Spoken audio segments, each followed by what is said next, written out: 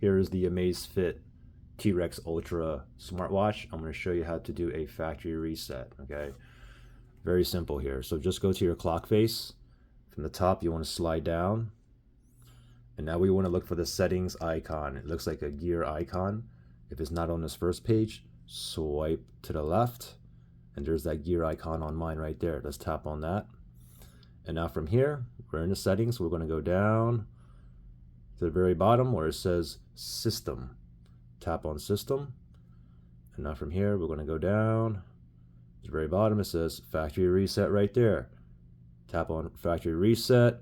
Read through this. Factory Reset will clear all the data and you will need to rebind it before it can be used. Sure to continue.